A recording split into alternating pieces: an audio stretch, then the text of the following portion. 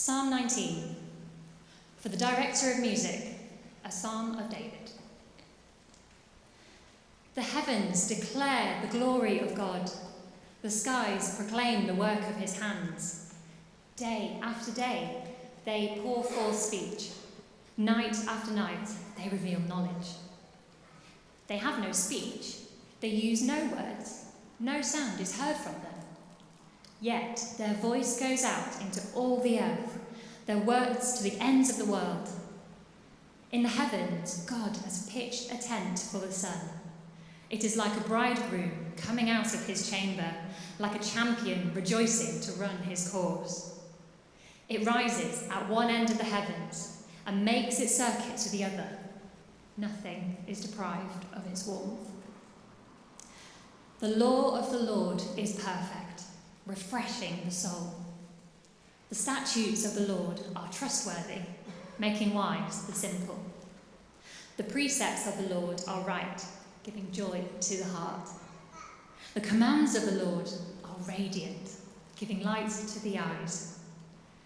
The fear of the Lord is pure, enduring forever. The decrees of the Lord are firm, and all of them are righteous. They are more precious than gold, than much pure gold. They are sweeter than honey from the honeycomb. By them your servant is warned. In keeping them there is great reward. But who can discern their own errors? Forgive my hidden faults. Keep your servant also from willful sins. May they not rule over me. Then I will be blameless, innocent of great transgression. May these words of my mouth and this meditation of my heart be pleasing in your sight, Lord, my rock and my redeemer.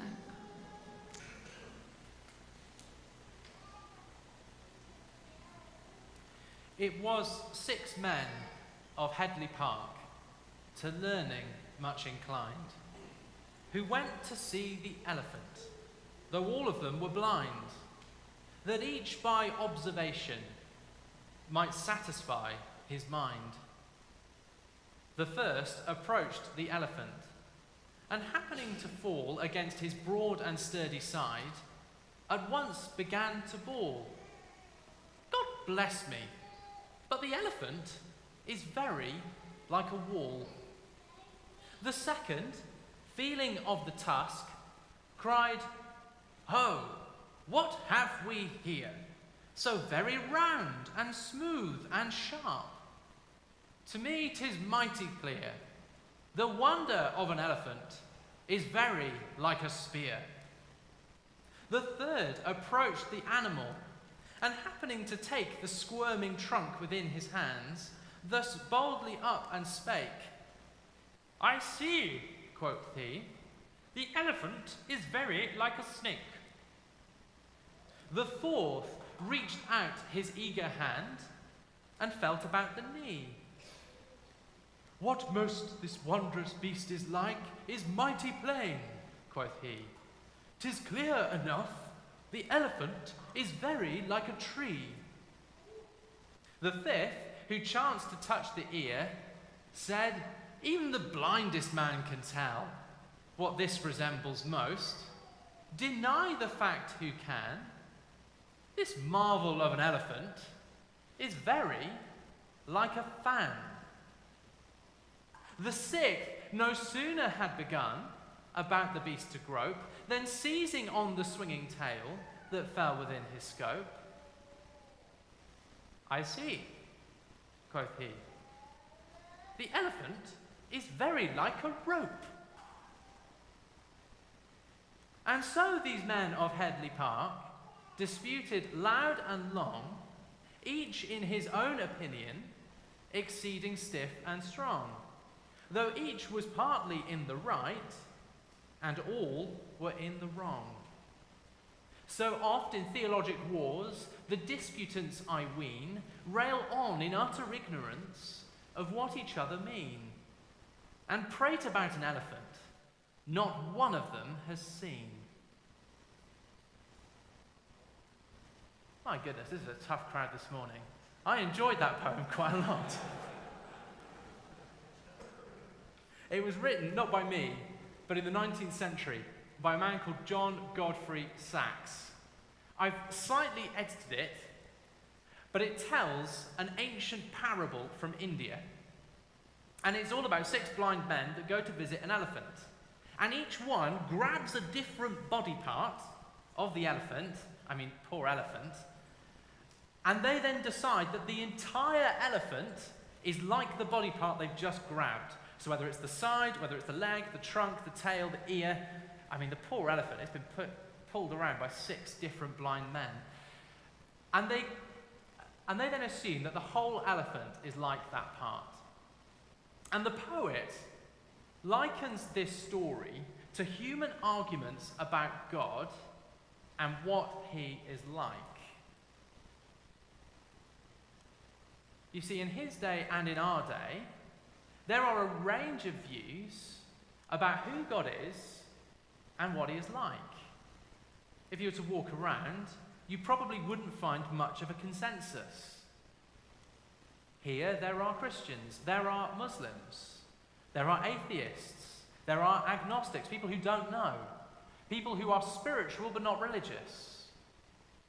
There are probably some Buddhists, some Eastern-style mystics, some pagans, some Wiccans, and even some professing witches, I imagine. And the poem argues that whatever your view, they are all partially right, but fundamentally wrong about the elephant. And it's very easy to write off Christianity as another imperfect option amid a buffet of other options out there. And so many of us in our culture today are encouraged to adopt a buffet approach to religion. You might take a good handful of Christianity, perhaps, maybe a nice healthy dollop of Buddhism, maybe a little smattering of paganism there. You see, if we can't see the elephant and we can't be certain of all that is there, it's easy to assume that the best thing to do is hedge your bets and go for a bit of everything. Go for a smorgasbord. And then, if you're a bit wrong, it doesn't matter because you're not completely wrong because you've got a bit of everything from the buffet. And that's quite often, I think, what people are encouraged to do today. It's better to be a bit wrong than completely wrong, we often reason. And so is Christianity just another option in this buffet? I know a lot of people think that. And I introduced our elephant this morning for a very simple reason. And that's because I want to pose a question to you. What if the elephant in our poem spoke to the blind men? What if God communicated with us? What if he had ways of getting through to us? The Bible's claim is that God communicates with us. The Bible's claim in Psalm 19 that Laura read to us is that we can hear God. So if you have Psalm 19 open, page 552 if you've turned away, we're going to be referring to it extensively over the next few minutes.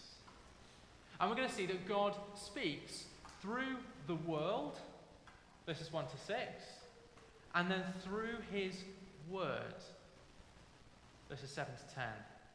First, through the world, verses 1 to 6. This psalm is written by the Old Testament King David, and I imagine him looking up at a beautiful sunrise over Jerusalem one morning. And as he was looking at the sunrise over his city that he ruled in, he exclaims to anyone who could hear him, "The heavens declare the glory of God." I wonder, have you ever looked at the sky and been amazed? Most of us, I'm sure, have been at some point. David says, the skies proclaim the work of his hands. Now, as a teenager, I quite often made time. I had a lot more time when I was a teenager. I quite often made time to look at the sky.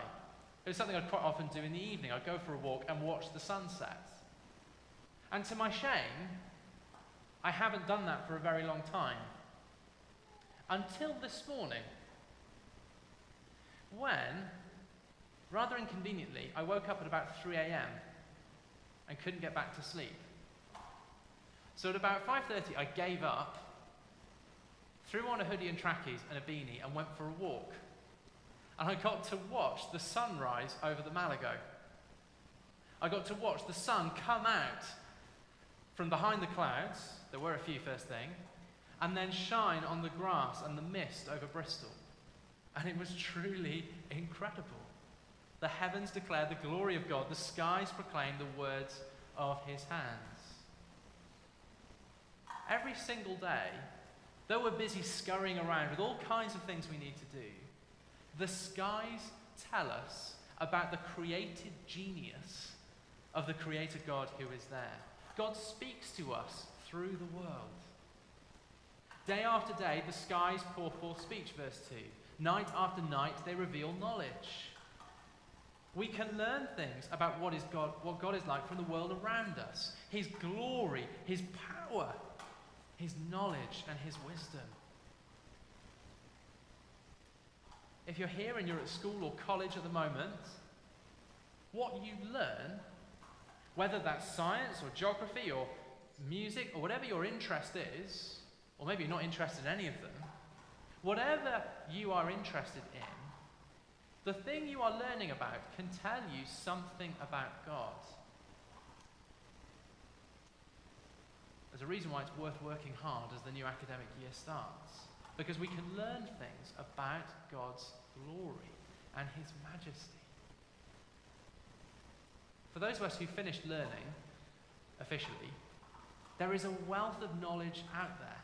There are articles, there are books, there are audiobooks and podcasts that can teach us things. And they all point us to the glory of God.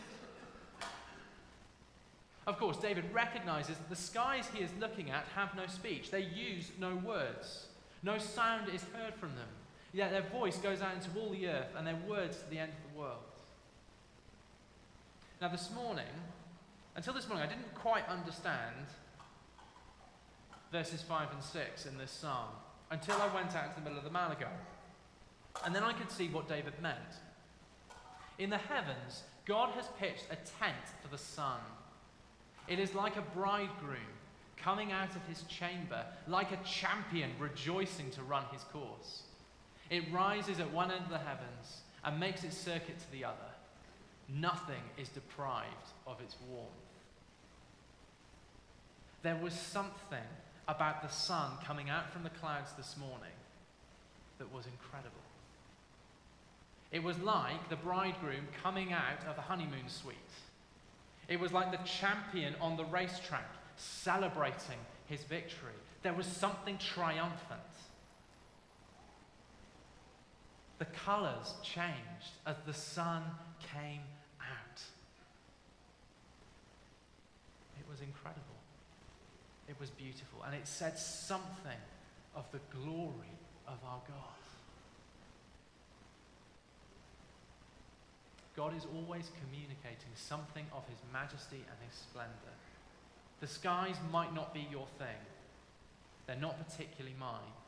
But there are other things in this world that are just truly beautiful, truly captivating, truly incredible. And God wants to communicate something of that beauty to us. Whether you're outside later in the sunshine, that warmth communicates something of God to us. Whether you, go out for a barbecue and you smell that amazing smell of meat or halloumi if you're a vegetarian. Maybe if you, Maybe if you're still to go on holiday, maybe you've got a very, very last minute break planned. When you see that beautiful place you've booked months and months and months ago, you're seeing something of the beauty and the radiance of God. God speaks through the world. But God also speaks through his word. Now, Christians believe that whenever the Bible is opened, God is addressing anyone who will listen. Now, David's focus here is interesting. And you notice if you look down, it's on the rules we find in the Bible. I know many of us, myself included, struggle with rules. Because deep down, I don't like being told what to do. I'm a bit of a free spirit. But I wonder, have you ever heard of a set of rules being described as David describes them? He says, verse 7, that they are refreshing to the soul. They make wise the simple. Verse 8, they give joy to the heart and give light to the eyes. Now, at first, reading this, you think, man, this is some kind of school prefect. Surely only a school prefect would say such amazing things about rules. But the shoe of the school prefect doesn't quite fit David. If you have a look in verse 12, he asks God for forgiveness. He says, forgive my hidden faults. So he's not saying these things as a perfect person. And yet he says in verse 10 that God's rules are more precious than gold, than much pure gold. They are sweeter than honey from the honeycomb. So what on earth is going on? The law of the Lord, the rules we read in the Bible are good news for us this morning. Why? Because they point us towards the central figure in the Bible. And that is the person of the Lord Jesus Christ. These rules describe him. He lived utterly perfectly.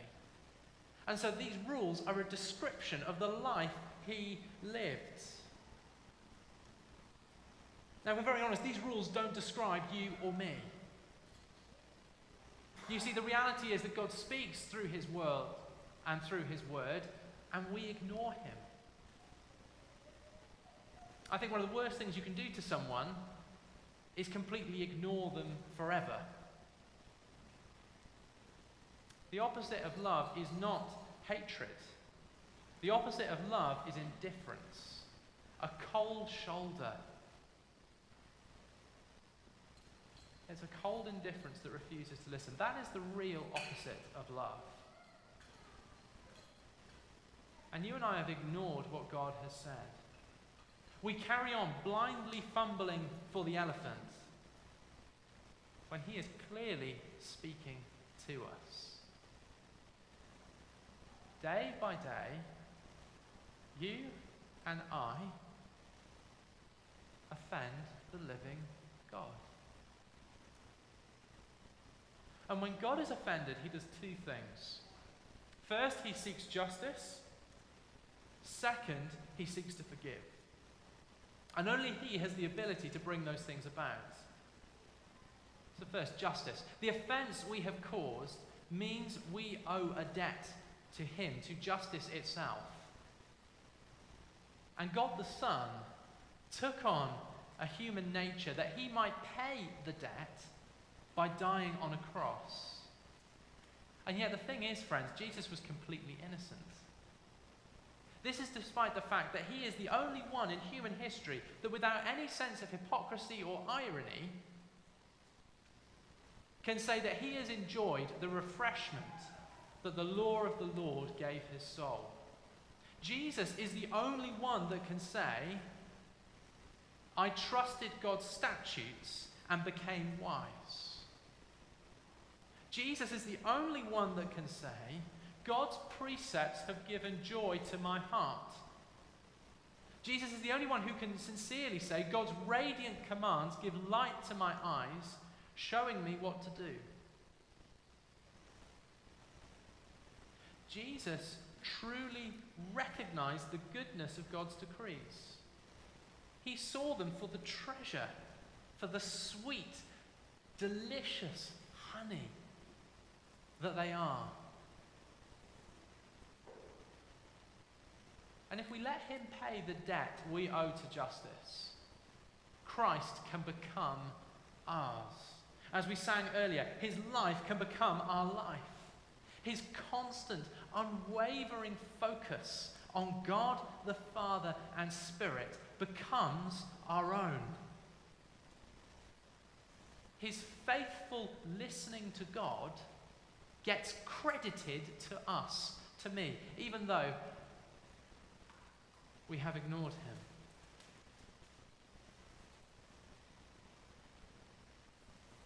His fear, that is, Jesus' complete dependence on God, was pure, and it endures forever.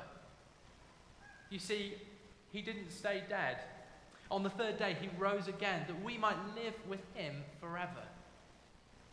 The rules of the Bible point us to Jesus because they describe our own inadequacy and also describe the perfections of the perfect and righteous human Jesus Christ.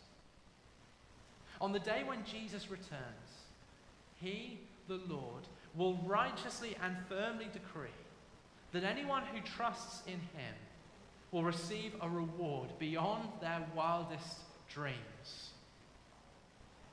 And here's the thing. Anyone here can get in on this.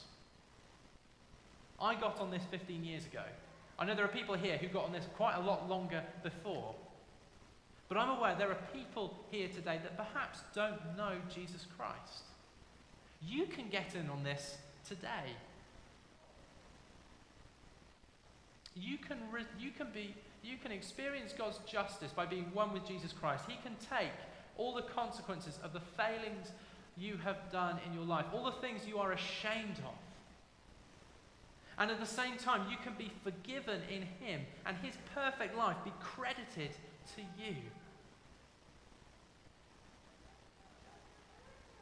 And we come now to the final bit of the psalm. And it's inviting us to respond. It's inviting us to react. So how will we react? By them your servant is warned. In keeping them, there is great reward. We are told that in listening to God, in keeping his commands, we are rewarded. And we receive that reward as those, we can only receive that reward if we trust Jesus Christ. The rules show us our faults. And without them, we can't discern our own errors, verse 12. We can't discern our own errors, so we ask God to forgive our hidden faults. A healthy response is a prayerful response. The things that we do wrong that we don't know about, we ask God to forgive. And we also ask God to help us in the things that we do that we're ashamed of, that we know about. Keep your servant also from willful sins. May they not rule over me. Then I will be blameless, innocent of great transgression. May these words of my mouth and this meditation of my heart be pleasing in your sight, Lord, my rock and my redeemer. Can you see that David's greatest concern, the thing he's thinking about more than anything else, is God's opinion of him? David was an ancestor of Jesus. And God's opinion of him would later be settled by the work of his descendant, Jesus Christ. In Christ, David is pleasing in the sight of God, his rock and his redeemer. And so can we. All you need to do is turn to him in prayer. Praying is really easy. Anyone can do it at any time. You don't even need to close your eyes. You don't even need to put your hands together. You don't need to think of any fancy words. All you need to do is tell Jesus, I need you. Please help me. I've ignored you. I've rejected you. But I want to come back. Please help me. God, you've spoken through your word. You have spoken through this world, and I have ignored you. But I know that there is forgiveness because of what Jesus did at the cross. So please forgive me. If you pray something like that, you have all the benefits of knowing Jesus. And in him, the words of your mouth and the meditation of your heart become pleasing in the sight of God. So is Christianity just another option? No. It's the only viable option. The elephant described in the poem has spoken through the world and through his words. How are we going to react? Are we going to carry on ignoring him? Or are we going to turn back to him? I'm aware the majority of people in this room have already turned to Jesus, have already put their trust in him. Today, are you going to turn back to him? I had to do that this morning. I can tell you, when I woke up at 3 a.m., I was not in a good mood. I was hoping I'd wake up several hours later.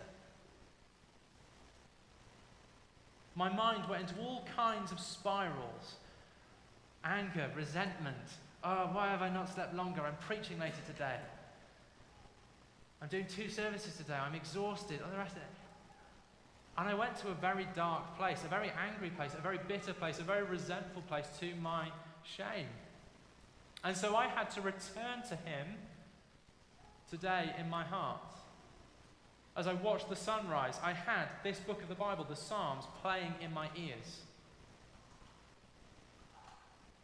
And as I listened to God speaking through his word, my mind changed, my heart turned back towards him. And I think Jesus is giving all of us an opportunity to do that today. The elephant described in the poem speaks. We don't have to fumble in the dark anymore. We don't have to hedge our bets with some weird smorgasbord buffet of different options.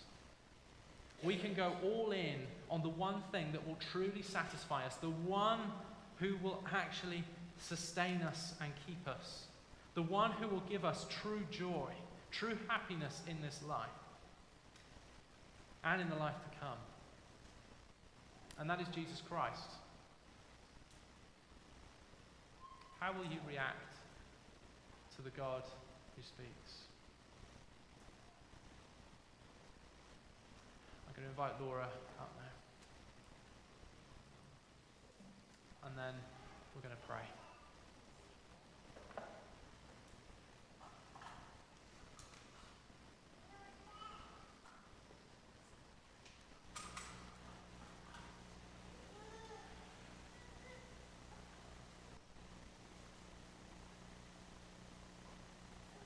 Thank you. Thank you, loving and gracious Father, that you do not leave us fumbling in the dark. You could have done, but instead you chose to speak to us. You chose to communicate yourself to us through the world and through your word. Father, thank you. Thank you for your kindness in doing that. Please, Father, give us ears to hear and eyes to see. Help us, Lord, in our doubt and our unbelief. Help us to hear you speaking. Whether that's for the umpteenth time, whether that's for the first time. Oh Lord, give us ears to hear and eyes to see your glory. Where else can we go?